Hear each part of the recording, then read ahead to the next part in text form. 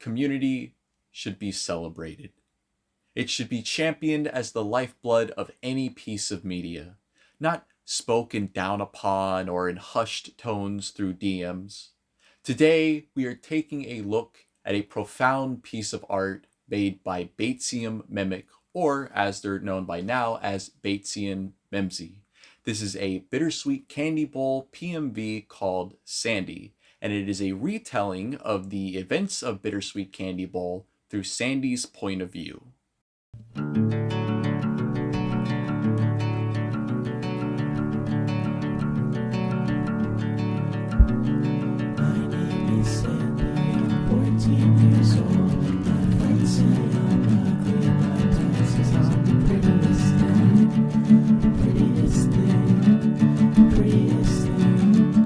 We're going to take each moment from the video and equate it to what's happened in the comic, and we might just learn something new about Sandy's character we didn't know before. The very first shot here is of a tree. This is a reference to the tree that symbolizes Mike and Sandy's love. It is interesting to point out that here nobody is sitting under the tree, possibly symbolizing that Mike and Sandy are no longer in love. The next three panels show Sandy's life in elementary school, though the lyrics don't 100% match up with what happens in the comic, but we're just gonna give it a pass. Sandy is obviously not 14 in 3rd grade, and none of her friends consider her ugly, but it is a nice touch to include Daisy here, as she's often left out of the conversation when discussing Sandy. She too was kind of smitten by the girl, but not really, but kind of. But it is true that Sandy is, in fact, the prettiest thing. We also see that Sandy is picked up from school, greeted by a car filled with luggage. This is a nod to her moving away in the summer between 3rd and 4th grade, though obviously in the comic she wouldn't have been going to school at that time. This is not a fault on Batesian's part. This is all excellently visually showing Sandy's life, from the admiration of her friends to her moving away. I also like how the panels fade and change in beat to the music. It pleases my brainstem.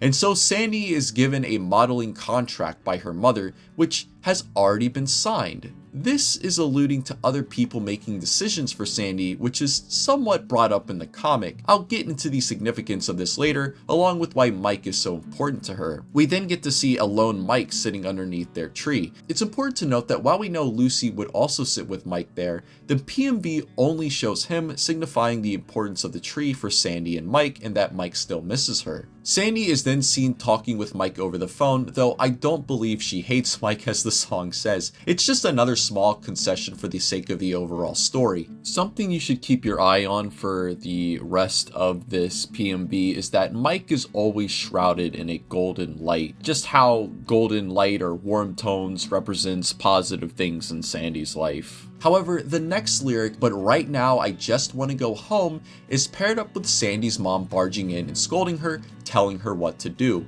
And it's clear from this interaction and the next few panels, home isn't just meaning the place that she's living in Richter. Home is where Mike is. Home also symbolizes a place where someone feels safe, and with her tumultuous life now, Mike is what makes Sandy feel safe. A rock for her, if you will. We also see Sandy tired in bed, clinging on to consciousness so she can talk to Mike, who asks her how her flight was. So now, not only is Sandy not in her house in Richter, but she's on a business trip, and she's holding on to Mike, a little piece of her real home. And you can tell the flight took a lot out of her because she passes out immediately, but still holds that phone, Mike, close to her heart. It's pretty genius. We then get a dream sequence where Sandy is playing with Daisy, but then finds herself walking alone in the spotlight. The color difference here, from the warm tones of her playtime with Daisy to the cold void of the stage, is also telling. Another thing to note is the texture in the Daisy image, while when she walks alone, it's all flat. She's then greeted with flashing lights, which will be a visual motif that runs through the rest of this PMV.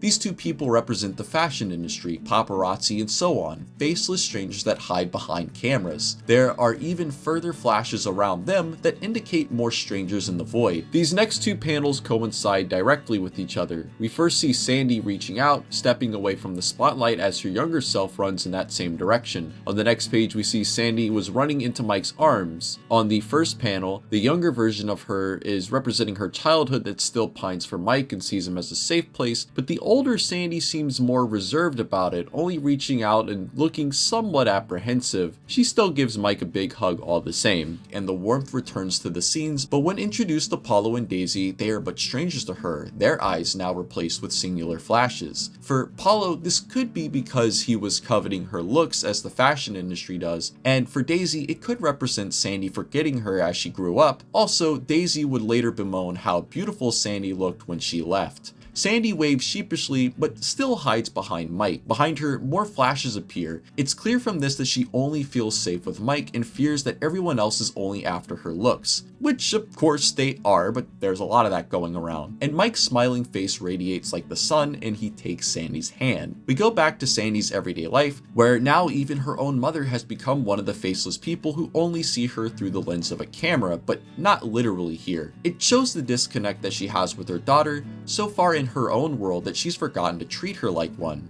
Yet the warm colors and textures have not gone away, and we see someone messing with Sandy's hair. They tie her signature ribbon in it. The line, "My insides are changing," is meant to be about puberty, but in this case it also represents Sandy's mind being swayed over to loving Francis, who we see in the next panel, along with the line, "I just want to grow up." The idea here is that Francis represents what Sandy will have if she just grows up. She looks up at him as this line plays, as though this is what she wants now too, just to grow up and let go of her childhood, which is gotten away from her. It's actually really sad to see her give up on something so important to her that she's tried so desperately to hold on to. Also important is that Francis is wearing sunglasses to cover his eyes. Eyes are an important piece of symbolism in not just this PMV, but in art in general, as they are windows to the soul. Sandy can't see into his soul, can't see his true intentions. Francis is effectively hiding his true self from her. He is also visibly much older than she is. And on a complete side note, Francis looks a lot like Front Row Joe, which is Cinemark's mascot. It's not relevant to this PMV, but I just wanted to point it out, unless in like some 5-dimensional chess move this was like intentional because Front Row Joe represents like the entertainment industry, and that's the point here, though I'm pretty sure it's just a wild coincidence. Sandy and Francis sneak away from her mother as she calls out to her. This sort of playful thing can be seen as Sandy kind of recapturing her youth, but with the line still being "I just want to grow up," she may be seen growing up and sneaking away with Francis as an escape from her everyday life. But what's more is that Sandy's mom does not have flashes in her eyes this time as she calls out for her daughter, showing that she is looking for her out of genuine concern, and this comes specifically as Sandy is with Francis, signifying that something isn't quite right with them being together.